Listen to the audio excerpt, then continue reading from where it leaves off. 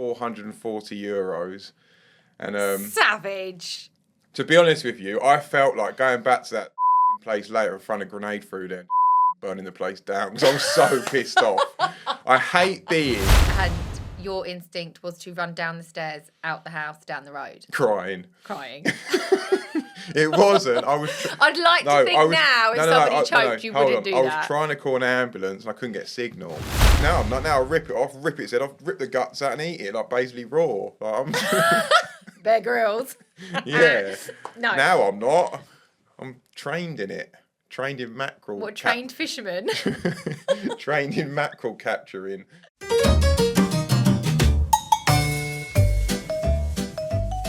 Welcome to the Fun Dad, Dean and Wife Unfiltered podcast. I am Dean. And I'm Sara. Okay, we literally landed back off our holiday. Can we call it a holiday? Last night. I do not feel rejuvenated whatsoever. I feel absolutely exhausted. I don't know. Obviously, we wouldn't normally kind of dissect our holidays on here, and we did have some really great moments, but we also had some disasters. Like, why does it happen to us? Like, it's just... I think everyone has the odd holiday disaster, don't they? But this year was particularly...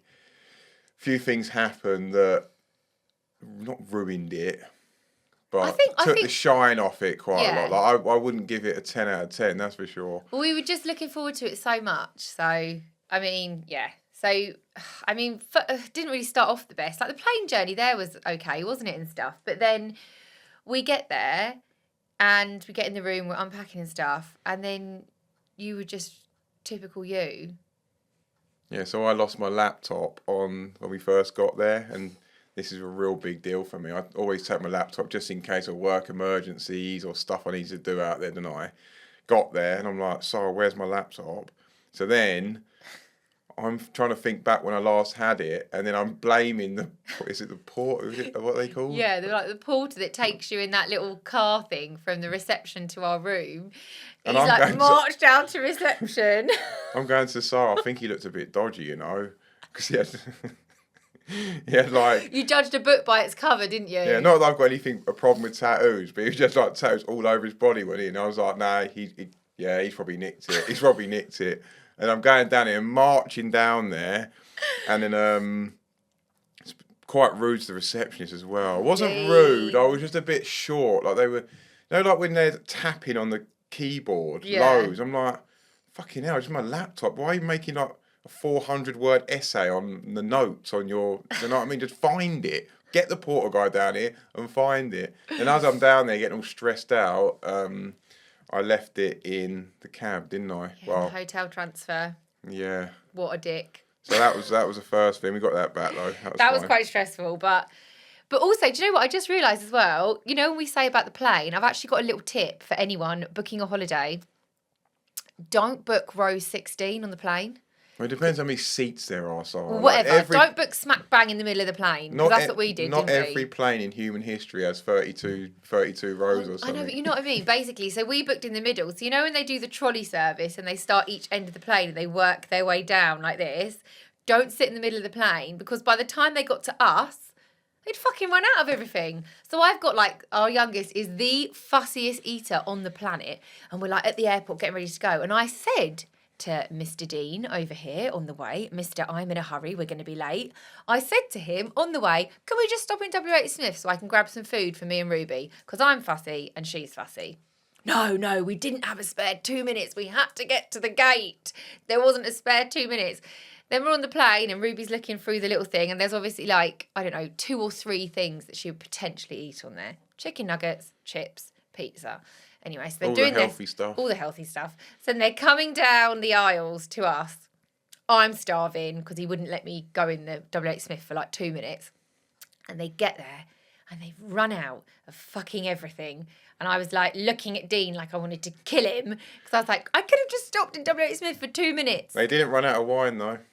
I didn't drink on the plane. I did. I didn't drink the morning. They had a couple of nice wines. Maybe that's why you left your laptop in the transfer. Never get the middle row, because one thing I did notice was both ways, like both the trolleys got there at the same time. They were basically like arsing each other. They had their bums on each other. We were the last to get served every time. Yeah. And I was like, when you're on holiday and you get on the plane, you're like, yeah, give a little bit of a drink up. Got about an hour for a wine.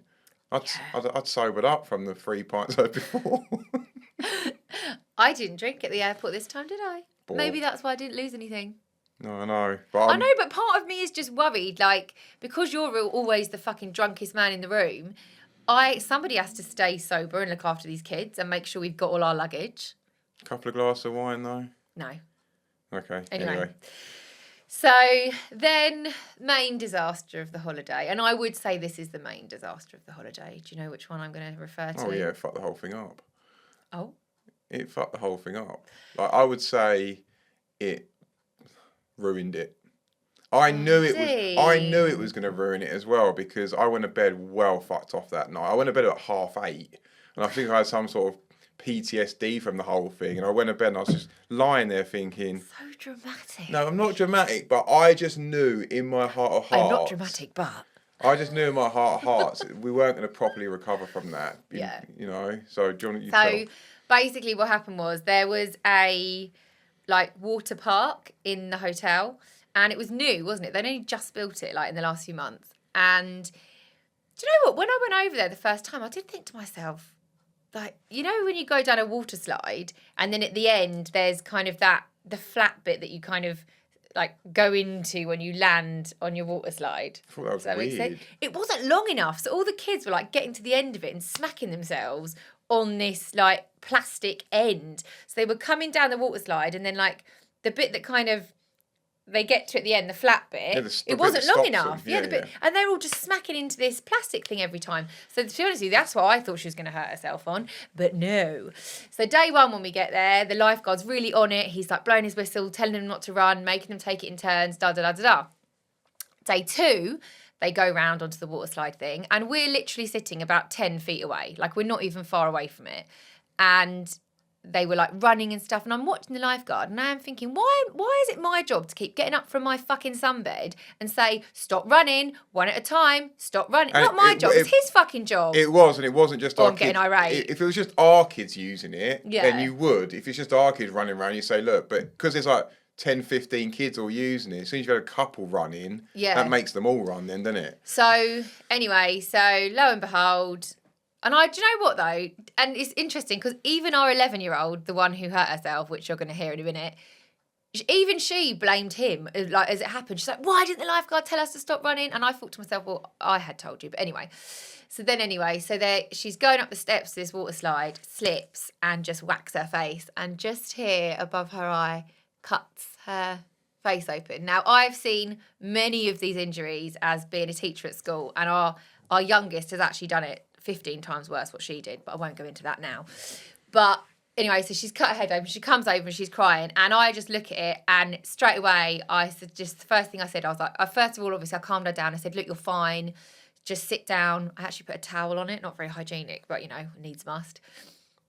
And I was just like, Daisy, you're going to be okay. Like, this is going to be okay, but you do have to go and get that glued. I was thinking my heart sunk. I was like, fucking hell. All I kept thinking was, that's her pool journey over now for the rest of the whole holidays. This was on day 2 of a 10-day holiday. And I was like, we've got another 8 days and she's not going to be able to go. And it takes our kids a few days to get involved in things, doesn't it? Yeah. And they got right involved in it. And they were starting to love it, felt a bit of the hotel and that part of it. And then that happens. And then... It's just so annoying. And do you know what? I was really calm. And do you know what else pissed me off as well, though? Honestly, maybe for injury lawyers for you should listen to this. No, I'm not that kind of person, but I'm tempted on this occasion. Lifeguard didn't even come over to check on her. There was other guests from the hotel coming up, being like, is she okay? Do you need any help? One woman was like, I'm an A&E nurse. Let me know if you need any help. Like, so nice. I was like really calm. You were flapping. Come on, wasn't. Admit it. Oh my God, you were so flapping. What do you mean? You didn't know what to do.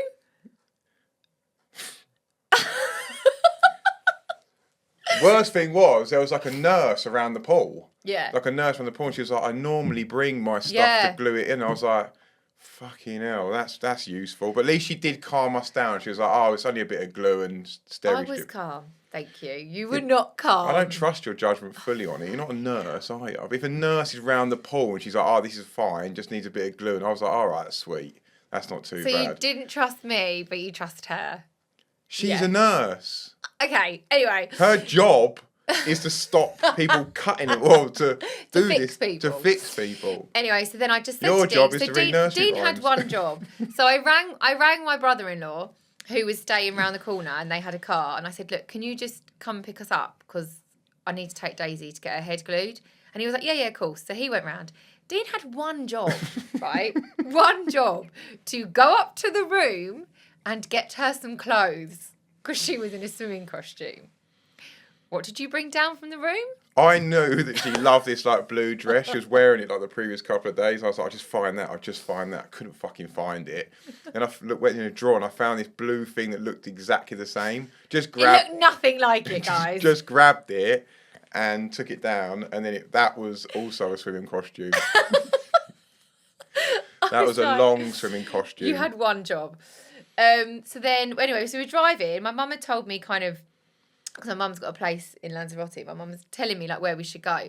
And then on the way, I like drove past this like, so my mum was sending us to like the local doctor's surgery or whatever. And on the way, I drove past like a really plush, nice, like 24-hour clinic. Oh, so it's your fault. It's my fault. I thought you were sent there. No. Oh, for fuck's sake. You owe me money. So I thought to myself, oh, I'll just pop in there. That looks really nice. So I popped in. And to be fair, I was on my way to go to the pharmacy and buy the glue and the steri strips myself. I was on my way to do that. So I used ChatGPT on my phone to speak to the woman in Spanish, translated everything. And I actually even asked her, I'm going to go to the pharmacy. Do they sell the glue? I'll just do it myself. And she categorically told me they would not sell the glue and you would not be able to get it without prescription. She's a saleswoman. Fucking hell. She wanted to pull your pants down. So they come, they glue it. The doctor comes, they glue it. We go and pay the bill. I was not expecting this bill. I was thinking to myself, I reckon about €50. I was in there 5 minutes. You're in there 5 minutes, a bit of glue and some steri strips. I'm thinking, I won't even have to use the insurance. I thought €100, 120. I thought, we've got travel insurance, won't have to use that. So when they showed me the bill, they sort of turned it over itemised. Some of it was €100 or whatever, €120. The glue was €120. It was unbelievable, this itemised bill. So it was so the whole thing was in there 5 minutes, bit of glue, steri strips, €440. And savage. To be honest with you, I felt like going back to that fucking place later and throwing a grenade through there and just fucking burning the place down because I'm so pissed off. I don't mind spending money. Don't mind it at all. But being ripped off takes me a few hours to get over it. Yeah, you were annoyed. When I was shocked though, and I was looking at Dean thinking, oh my God, he's going to go mad. Like, that is ridiculous. Didn't go mad then and there, because what can you do? You're not going to negotiate it. Oh no, can you do us a deal on the glue? Can I have €80? However, again, I do feel like I need to go back to this place because do you know what? As he was gluing it, I did think to myself, he's not doing that right. Like, the whole point of the glue is that you pinch the wound. I mean, correct me if I'm wrong if you're a person in the know, but I watched a video about it afterwards because I actually had to end up redoing it myself and the glue cost me €6. She's such a professional, she has to watch YouTube.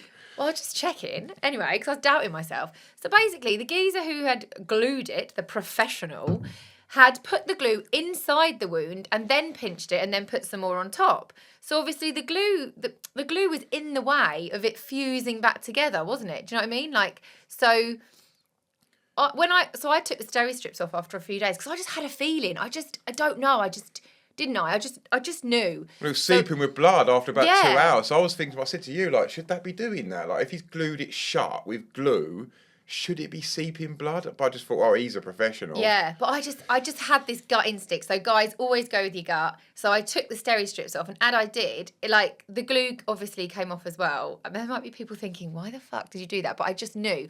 And then basically the glue was in the middle of the cut, preventing it from kind of fusing back together.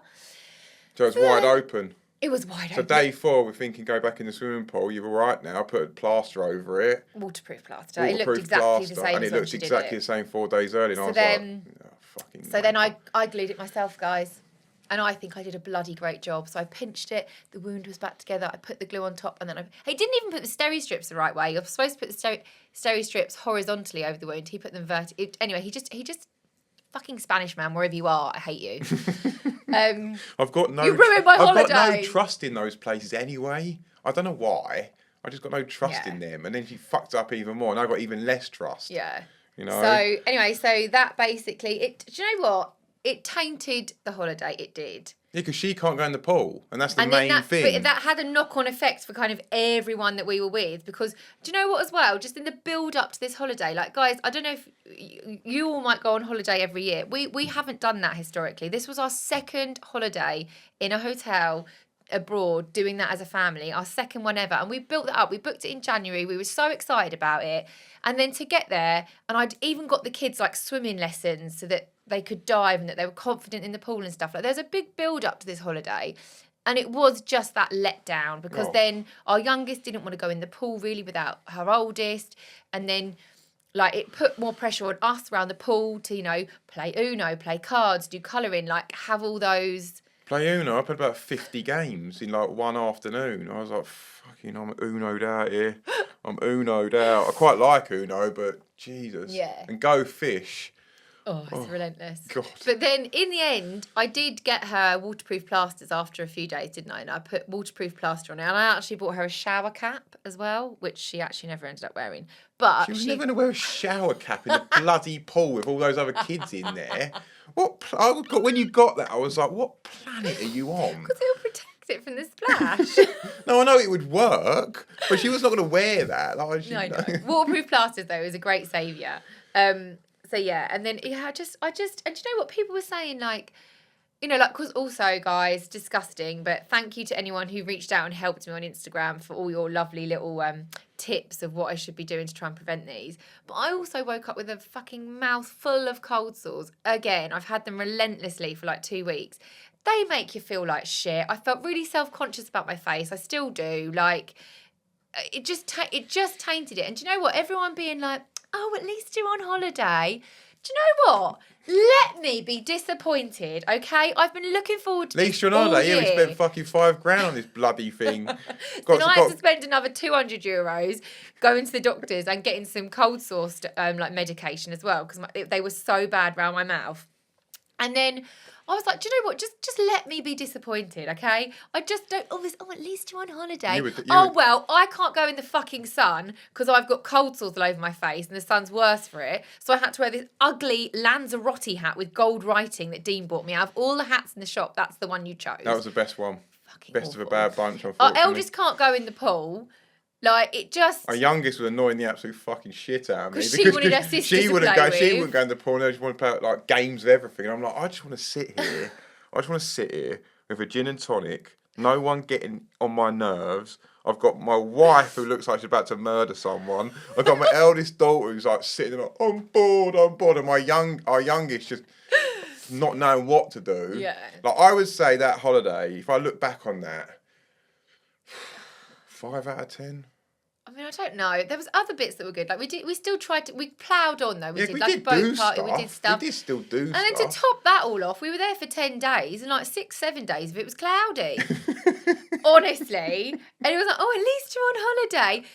I'm allowed to be disappointed. Let me be disappointed. My daughter's. You were cracked her head disappointed, open. all right. Christ, you had a face like thunder for half of it. Yeah, but I couldn't. My cold sores were so bad. I couldn't smile. I was in pain. They were throbbing. They made me feel rubbish. Yeah. So basically, guys, sorry. That was a bit of a moan up. But there was a positive. Do you remember the boat party? That was good. Like, not the boat party, the boat trip. Boat trip was amazing. Yeah.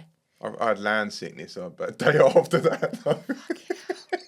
I get land sickness off boats. It's really weird. You know, like standing up and everything's like moving about. It's well bizarre. But the actual boat trip was wicked, wasn't it? I loved it. Do you know what I loved about the Lanzarote element, that side?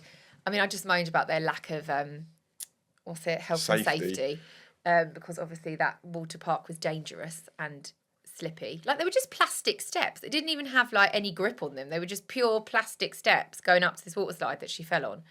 Cheers. Anyway, but the boat, I didn't care about the lack of health and safety on the boat because they just let us, like Ruby, our youngest, was like jumping from the top deck. She was loving it. Oh, that was quality. That was quality. That was good, wasn't it? Yeah, like a barbecue off the boat. Yeah. Parked up. We were doing fishing with the kids. Like, it was well worth doing. Yeah. It's called the chill out boat, innit? Yeah, So it was really good. if you ever go to Lanzarote, do that. It's And also, it was a maximum of 12 people, and there was 12. My mum's got a house there, so we stayed in a hotel, and then my sister and her kids and my brother and his girlfriend and my mum and my dad, they all stayed in their place. No offence, but we couldn't have all stayed in the same place. We had to have a little bit of distance. 100%. And we had the boat to ourselves because it was a maximum of 12, and there was 12 of us, so it was nice because we didn't have to, share the boat with randomers. It was just us. It was good. And there was fish everywhere. Didn't catch a thing. Didn't catch a thing, obviously you did. The fish were clever. I was watching them. It was really clever. They were getting to about a foot within my hook and swimming off. And if you put some bread at the top without the hook, they knew it didn't have a hook in it and swam up and got it. Oh, yeah. The fish were clever. Yeah. Cleverer than me, anyway. I thought fish were dumb. They were smart ones. That was good. So, but after all these holiday mishaps, it got me thinking, how do we handle parenting life when everything goes sideways? Who is the fixer? Who is the panicker? Who is calm in a crisis? And who do you turn to? It's interesting to see how differently parents and partners cope with stressful situations. So, Dean, how have you evolved your coping mechanisms over the years? In what sense? How I deal with certain situations, or how I keep my cool? What sort of sense? Yeah, so I feel like our eldest is now 11, and both of us have evolved in our ability to cope with parenting life when it gets stressful. Oh, I used to lose my shit so much quicker. Oh my God, yeah. When we first had Daisy, especially in the middle of the night, I remember really being, like when she woke up in the middle of the night, I remember being really, not angry at her, but... You were angry at me. You were angry at the situation. Like, yeah, shut the fuck up. Now I've got a screaming baby, and you're pissing me off more than the baby. But now I still get woken up pretty much every night, don't I? And now I'm much more chilled about it. I think it's because we've got a double bed for Ruby as well. I'm going to sleep in there. But still,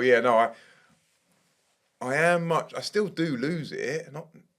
But compared to when Daisy was like 1, I'm better. I think as well, it's like that idea. I remember, do you remember when she choked? I know we've talked about this on the podcast before. But I'm not going to go through the incident again, but there was an incident where Daisy choked and it was quite bad. And your instinct was to run down the stairs, out the house, down the road. Crying. It wasn't. I'd like to think now if somebody choked, you wouldn't do that. I was trying to call an ambulance and I couldn't get signal. So then it was making me panic more, and I had to run out of our driveway and get signal. So you didn't come back though. You just left me with a choking child on my own. Yeah, because I'm not good at that. What would I have done? Just stand there sobbing. That's useful. I don't think you do that now.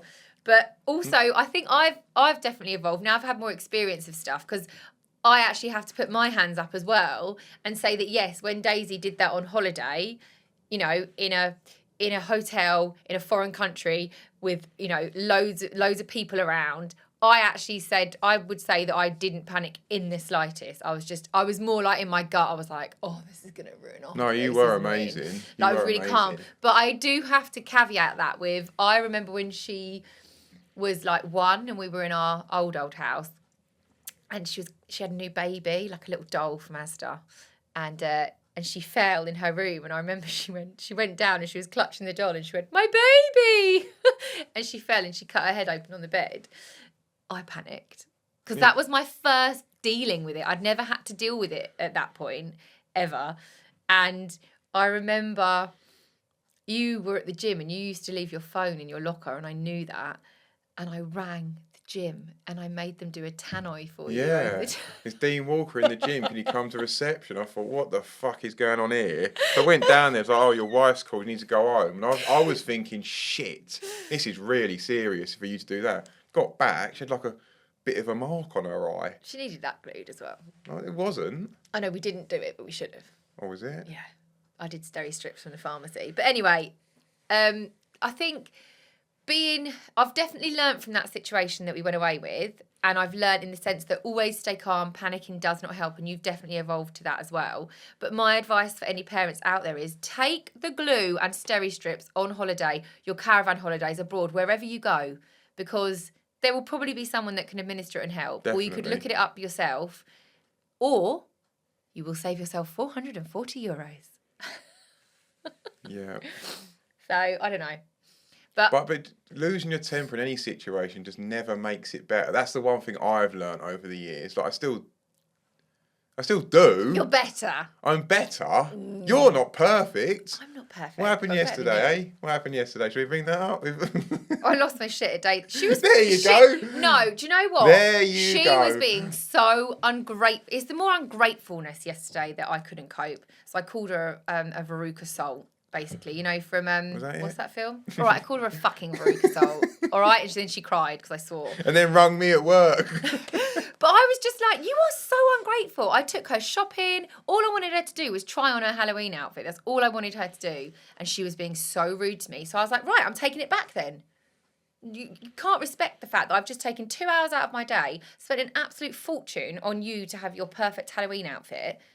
At least when I'm asking you to try it on when we get home so I know it's okay. Try it on, you ungrateful little brat. I do sympathise. She has got a sharp mouth sometimes. Yeah, I was like, don't speak to me like that. She's like pre-teen, so she's got really sharp mouth. Can be really cute still, like still a child, but then you get some days where she's morphing into that teenager and you're seeing like the pre-version of it. But I think as well, like having those coping mechanisms and like I think we keep calmer by kind of sharing out the chaos, if that makes sense. Like on holiday and at home or whatever we're doing, if we're going out, dividing those responsibilities, I think is really important. If you're a 2-parent household or you have somebody that you can divide those responsibilities with, you must do that. You do sun cream though.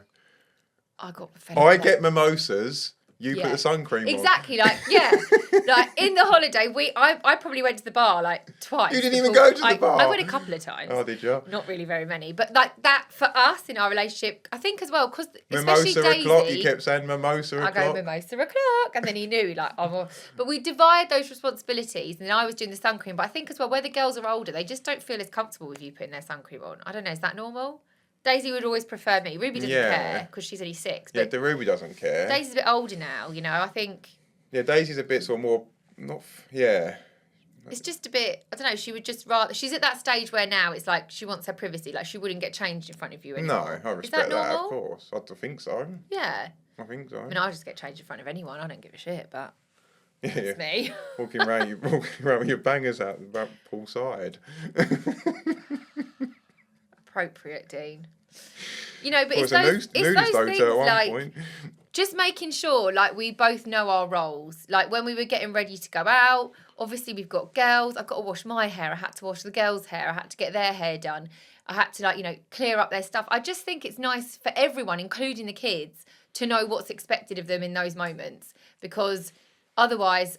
For us, I don't know if anyone else, it becomes chaotic. I do feel a bit used to that though, because they always want you to do it. I'm getting better at Ruby's hair, so I've got a couple of hairstyles in the locker, so she's okay with them. A ponytail. No, and the middle part in ponytail. So I've got 2 variations of the ponytail. Well done. There you go. So, but I do feel quite useless getting ready because they don't want me to do it. Also, you pick some very questionable outfits at times. There have been some questionable outfits. Not now. There are. When was the last one then? All the time. No, it wasn't. Questionable outfits. I'm like, absolutely not. Questionable. Because then I feel bad because I think, oh, look, he's tried to do their hair and he's tried to get them dressed, but I need to redo it all. Exactly. So I just Control freak. Yeah, so what can I do when they're getting ready? Apart from I just get myself ready. Get yourself ready. I think tidying up, that you could be better at that. Yeah. You know, like I don't want to have to ask. Get your fucking wet towel off. I've sworn a lot today, guys. Get your wet towel off the bed. I don't want to have to ask that anymore. I know, but on holiday, haven't we got to relax? And get your wet towel off the bed. Like, when did we relax? When did we relax? No, we did. We did relax. It just, I think, we'd had our first holiday ever was last year in a hotel. This time last year, we went October last year, and it all went really smoothly. The weather was great. Everything just went perfectly on that holiday. And I think we just built up these same expectations. If anything, I probably had a bit of higher expectations because I was like, oh, this is the second time we've done it now. We're pros. And just disappointment. And the food by day 6, I couldn't even look at it. Oh, stop. Now that's step too far. No, Come on. That scrambled egg. Oh, I don't eat eggs on holiday. That scrambled egg was literally looked like vomit by day 9. Do you think, though, being on holiday or getting ready to go out somewhere or doing anything like that, that you kind of need parenting styles that complement each other? Or do you think that polar opposite parenting styles together works? No, polar opposite doesn't work at all. No? They just end up round with each other. You think differently. So you're like, shouldn't do that, shouldn't do this, shouldn't do that, shouldn't do that. You have to but be they quite say similar. that whole like good cop, bad cop thing, taking the roles. You take different roles. We have the same like beliefs, similar beliefs in parenting. Okay. That's, you know what I mean. You can't have different beliefs. Not really. Not polar opposite. That I don't think that works. I mean, I would say we're not aligned. We're not aligned perfectly. No. No. You're a bit more sort of new school. I'm sort of more old school. If we're going to go that way. What do you mean? Like, I'm a bit more like, no, you should do it. It's like, I told you so. I told you to do it. We're doing it. That sort of thing. And you're a bit like... All right, dictator. No, but I'm a bit more dictatorial than you. Is that the word, dictatorial? Yeah, I'm a bit more like that. I'm not terribly like that, but I am a little bit more like that than you. Like, sometimes I'm like, should let them get away with it. Shouldn't... No. I think you're quite sarcastic. And I think sometimes the children struggle with sarcasm. Or... What do you think? No. No? Ruby doesn't get it, but Daisy does get it. But she just don't know. Yeah, that's just my humour. I'd say in the dynamic of our parenting, I'm bad cop way more than you. Do you think? Yeah. I'd say I'm bad cop. You're more naggy at them. You nag at them more, like more on them about stuff. I let things go, but when you go. When I'm like, no, they're being absolutely terrible. This needs to be sorted out right now. Then that's different. But you're a little bit more at them all the time. Like, you know what I mean? Like, whereas I'm a bit like, no, just leave them to it. A bit more like that. We're slightly different there. We still got the similar beliefs. Yeah, I think as well. It's about talking about it, isn't it? Always talking. We're not the same person, are we? So we're going to do things slightly differently. But it's about having the common beliefs when you're doing it. If it's very different, you can't. Okay, from a so good interesting point. you said that. So, speaking of coping with life and sharing these roles within parenting, I made up a quick little game for us to play. It's time for a little Dean or Sara game that I made up. So it's a family truth test. Is that the name you come up with for the game? Yeah, Dean and Sara. Gosh, I bet that took you a long time. Dean or Sara. So we will see who really does what around here. So, and maybe even find out a little bit what the girls think. There might be a little surprise around the corner. So I've got some quick fire questions that I'm going to prepare to see if we really are on the same page. So the point of the game is, Dean, there's a question and you have to answer Dean or Sara. And then what Same do you as do? me. Okay. I'll answer it as well. Okay. So, who is calm in a crisis? Sara. Sara. Yeah, we're agreed. That'd be me, yeah? So much calmer in a crisis. Who is more likely to forget something on a trip? Dean. Dean. Oh my God, 100%. Just name a few things that you've forgotten on a trip. I left my whole bag in Milan. I left my laptop in the cab. Where else did I leave? I left something else, my wallet in the cab as well, remember? Yeah. But I remembered that just as I got out. Yeah, I'm always losing stuff. Yeah, it's just When we've been away before, maybe we're going to a funeral. What have you left behind? tie. Your suit. Did I? Yep. Let's go back and get it. Fucking relentless. Honestly. Go away for the week and we get there. Who needs a suit for I a don't have any funeral? hoodies. You forgot swimming shorts once when we went away as well. Fucking useless. Anyway, that was a bit of a dig. Who is the calmest during a kid meltdown? You marginally. Okay. I think sometimes I am. If I see you losing it, I go calm. Yeah. I think there's no point in two parents going No. mad, and you're vice versa for me. If Yeah. I lose it, you go calm. Yeah. That's kind of how it works. Yeah, we need to complement each other there because there's no point to volcanic eruptions, is there? No. Who is more patient at homework? You. See, I'm not sure I am Because I'm used to having these children at school that hang and listen to every word I say. And then I go home and I have these 2 children who don't listen to me. So... Thing is, trying to do homework at 7 in the evening isn't optimal. I know. They're knackered. Their brains finish for the day. Like, trying to get Ruby to read at 7... I mean, I'm not sure if I should be saying this as a teacher, but as a working parent who often will pick the kids up or not get home or in till like 6, half 6, 7 on a weeknight, and then the evenings that I don't work, they're the evenings that they go and do swimming or clubs and things like that. Again, like swimming night, we don't get in till half 7. So as a working parent, I've got to be honest, I don't really do much homework with them. I went to that reading class with Ruby. Yeah. I read in her class, and it was 9 in the morning. Yeah. She read beautifully, perfectly. In the evening, when I'm reading in bed, she's fucking terrible. She's not concentrating. She can't be asked. She's knackered. It doesn't work. Yeah. So, what do? Do you do it straight after school? But if you're working, you can't. Like, we're not finishing work till later. So... we read as much as we can with them, don't we? I guess. I think that's the one thing I don't really class reading as homework. Okay. I think children should be reading for enjoyment. I think children should be reading. Okay. That's a by the by. But in terms of homework, unless the child can do it independently, if you've got to sit there and coach them through it or they don't get it, I don't really see the point in it. There's more of it at secondary school, isn't there? There's a lot more homework. I've got it all to come, guys. I think secondary schools where homework proper. Let me know, actually, what you think about homework. I'm really intrigued to know what other parents out there, what their thoughts and opinions are on homework. Drop me a message, let me know. Thanks. Okay, next question. Who is the fun parent? Dean. Tricky. You are the fun parent. I try to be the fun parent. I'm the one that organises all the trips and like sorts out the I don't know whether I am the fun parent. I don't play that many games. I have a laugh with them. I'm always joking with them. So I like that humour side. But playing games with them... I think they see you as the fun... I'm the fun organiser. But I think they see you as I don't more mind fun. Uno and some of the games that stimulate me. But games that don't stimulate me at all, I can't do it. It's just fucking shit. You know, like when they're like 2 and 3 years old and you've got to play like dolls and stuff. And I was awful at that. So it's interesting, actually, you're saying about what the kids might think, because I did actually ask them a couple of questions. Do you want to hear one? Oh, God, I've got no idea which one's which here. Right, okay. Just play it. Shall I play one? Yeah. Okay. Daisy, which parent is weirder? Oh. Dad. Why? He's just weird. He's like not normal. He just shouts weird things around the house. Cheers. Ruby, which Oh, parent the next one's gone.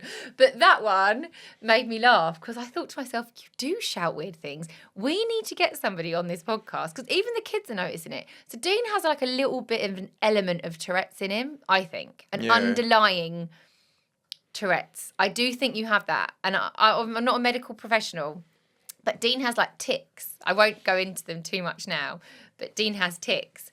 And you also randomly shout phrases, don't you? Yeah. Do you do it at work? Yeah. No way. Only right. I can control it though. Depends who's there. I'm not going to shout it. Like I can control it. So I don't think it is Tourette's. You can't control the tics, some of the tics. No, I can. I just enjoy doing it. Oh, that one, yeah. But when I'm shouting stuff, I quite like doing it. It's a bit of a release. But I can control it. Do you know what? I feel like we need to park this and have this discussion another day. Let's not talk we need about to go. it. We need to go into this. Because I'll probably think I've got it and it make it worse. Right. I've got another one here. I don't know which one this is. Hold on. Oh gosh. I'm not very good with the technology, am I? Ruby, which parent is more likely to buy you a toy in Asda? Dad. Why? Because he has more money than you because you're poor. Do you know what though? I love buying them stuff. Oh, here we go. We went to a shop on holiday and there was like 2 like fake Chloe bags and they love Chloe bags. They're only like €35 each. €35 each for a children's bag. I No, know, that is no. But I brought them back to the pond. I just love seeing it, like Ruby's. I know Ruby was buzzing with it, so I was like, I love that. She did take it everywhere. She took it everywhere, and it was just like. But did you buy them for a reason, or like just literally were like, yeah, you can have them? Just to make me feel good. Selfish reason, make me feel good. It makes me feel good. Whether that's right, wrong, or indifferent, I don't care. I don't do it all the time. I love doing it, so I'm going to do it. They never would even ask me if they saw that in a shop because they know that I'd be like, absolutely not. No. I'll spend €70 I saw on 2 one bags. Chloe bag, it was like €80, bit bigger one. I was like, no, I don't think I can do that. Did you even haggle in the shop? Hmm? Did you haggle? I couldn't be bothered. Oh, I'd like, Can't be I'm bothered. buying I 2, can't be get me bothered. €10 I'm not a off. haggler for like €5 off. I can't be asked. All right, I'll see if I've got another one from the kids for you because these make me laugh. Shall I see if I've got another one? This one's long. What's this one? Daisy, which parent would you like to go shopping with? I don't know because you know like what I like to wear and what would be good for me. But then Dad, if I want something that costs like £200, he would buy it for me, but you wouldn't. So on like money wise, like I really, really want, it'll be Dad. But on clothes wise, it'll be you. There you go. So the kids know, Dean. 200 quid? What have I thought that £200. What have you ever bought? Oh, there's £200. Nothing. Not just off the cuff, 200 quid. No. I think she's got confused with 20 quid. Funny how the kids though, they know, they think the same as us. Yeah, because I would. Not for 200 quid, but if I was out there with her and she was like, I really want it, Dad. Like, not like Veruca Salt, I really want it, but if I felt like she hasn't anything for a while, or I don't know, case by case. But yeah, more likely than you, definitely. You're tight. I'm a part-time primary school teacher. I don't have any money. I need more access to your bank accounts. Right, I got one more. Daisy, who would you rather help you with your homework? Dad, because he's actually good at stuff, and like you because you're a reception teacher. I always get that from them. When I try to help them with their homework, especially Daisy, she basically sees me as thick because I'm not very good at maths, guys. All right, maths is not my strong point. You are shit at maths. All right. 8 times 8, she like uses her fingers and stuff. 64. Okay. I ate and I ate. I was sick on the floor. 8 times 8 is 64. What's 90 times 1.5? I don't fucking know. Oh no, I do. What? 90 times 1. So 90 times 1 is 90. Yeah. 45. So 90 plus 45. Yeah. So 135. Yeah, so you do know. That was random. Maths question on the podcast. There you go. I've actually got one more that I wanted to play because I've just remembered this was Ruby's last one and I thought it was really funny. Ruby, who is more likely to lose something? Dad, because one time, all the time, he lost his, all the time he loses his wallet. There you go. Even the kids know about you, Dean. Even the kids know. That was quite cute and interesting. Well, for me anyway. Couple more just quickly for Dean. You ready? Yeah. Who's got the worst sense of direction? Oh, me. 100%. I've got none. You could get lost in our house. It is tiny.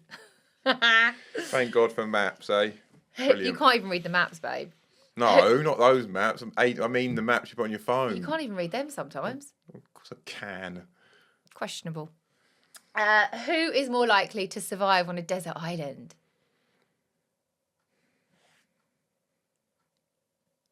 I reckon me. Oh, bullshit! It would be me all day long. It wouldn't. It would. I eat more. I'd be able to kill more. I'd be able to... No, you wouldn't. Yeah, I would. Dean, when I took you fishing for the first time in Wales and the fish, you caught one on the hook, you caught a mackerel, guys, you nearly tipped the boat because you were panicking so much about how to get it off the hook and you were like, oh, get it off, Yeah, but now I'm not. Now I'm not. Now I rip it off, rip its head off, rip the guts out and eat it, like basically raw. Like, I'm... Bear Grylls. Yeah. No. Now I'm not. I'm trained in it. Trained in mackerel. What, trained fisherman? Trained in mackerel capturing. Who apologises first after an argument? Oh, me. Fucking hell. Jesus Christ. I don't think you ever have. I apologise when it's necessary. So how long have we been together now? How long have we been together? Go on, answer that. 14? 13? No, 13. 2012, I think we got back together. Was it? Was it much less? What was it? Fuck knows. 14 years? 14, that's what I said originally. I reckon you probably said sorry, I'm going to go at a max 3 times. So at least you know when I mean I it. say it 3 times a when I say it, month. I mean it. Yeah, because you have things to be sorry for. No, you're I a pain don't. in my fucking arse No, I with your don't. fucking teaspoons all over the side. Dickhead. Last one. Who is the first to say, let's order a takeaway? You. Is it? Yeah, I hate cooking. But you always say yes. Yeah, you, because you like Chinese. I'm not Excuse bothered about me, Chinese. I've only had 2 Chineses this year. That is Chinese just unheard makes you of. feel so shit the day after. It tastes good at the time. But, Lovely. But yeah, that's you, definitely. Delicious. Okay, now it's time for our new feature, You Be the Judge. And we only had a few to pick from this week, so up your game and send us a few more. But one of them really resonated. I like this one. So I will give it a little read. Yeah. Okay. My husband's close friend is getting married and our kids aren't invited. I want my husband to ask if they can come, but he won't as he thinks it's rude. We usually hang out in families and I don't understand why they don't want our kids there. Guilty or not guilty? What do you think? Team husband or team wife? Guilty in what sense? Guilty in that she's wrong, that she should have the kids there, or who's... on this one, I'm team husband, I would say. Yeah. I feel like kids at weddings is a palaver. We didn't have kids at ours apart from our own, and maybe we had my niece. And then I think, no, if it's down to the wedding, I think if they don't want kids there, no, not at all. Don't take your kids. Don't ask. Don't ask the person. They're not invited. It's not your fucking day. Is it? What do you think? Oh, I totally agree. I think people planning their weddings, they can do whatever the fuck they want. Yeah. It's their wedding, and if you don't like it, don't fucking go. Yeah. I don't care. Some people use that though, don't they? If my kids can't come, I won't go. Yeah, that's fucking fine. Don't then. Well, don't then. Save 75 quid or whatever. Yeah, honestly, I'm done with this whole people being opinionated on weddings and doing this and doing that. Everyone is different. Everyone has different opinions. Do what you want to do, and if they don't like it, don't fucking come. For example, I have a little bit of a thing sometimes about destination weddings. I think it's a big ask. I think it's a lot of money. So if I don't want to go, I'll just say. And you shouldn't feel pressurised. I'm not going to pressurise. That's your decision, your wedding. I absolutely am not going to have an opinion on that. You might have dreamed for your whole entire life getting married on a beach or getting married in Lake Como or doing whatever the hell you want to do and you want to get married. I am not going to stop you from doing that. You do what you want to do, but... I want the 10k. I want the money instead of going. I don't... And I think it's the Depends same how thing. close you are as well to people, them, though, innit? people have themed weddings. People do black tie. People do more casual. People do, I want all the guests to wear black or white. Or I'm not... I just think, don't be so precious about your kids. You might enjoy taking your kids everywhere, but not everyone's going to have that same... They don't want them there charging around a wedding, fucking causing chaos. I don't want them there. I think it's completely up to you, and I think you cannot. If somebody's made the decision, for example, in the summer, my cousin Sian said to me, "Do you want to bring the kids to the wedding?" And I just felt like she was saying it out of obligation because it was family and they were cousins, and I was like, absolutely not. I was like, don't worry about it. Because nobody else's kids were going. No. So I will leave them at home. Don't worry about that. We had to pay for a babysitter. It wasn't exactly an easy ride for us. I couldn't have looked after them anyway at the wedding. No, drunkest man at the wedding as well. He was my absolute rocker. But anyway. So, yeah, I think in that instance, I'm really sorry, but the wife, nah. Keep your mouth shut. Keep your mouth shut. Don't make the wife and groom feel guilty about it, or the future wife and groom feel guilty. Yeah. Just keep your mouth shut. Yeah, definitely. 100%. Anyway, thank you so much for listening. I hope you have a really good week. Please let us know if you have any opinions or advice or anything to say about today's podcast. Please reach out. Thank you for listening. I need to recover from the holiday. Bye.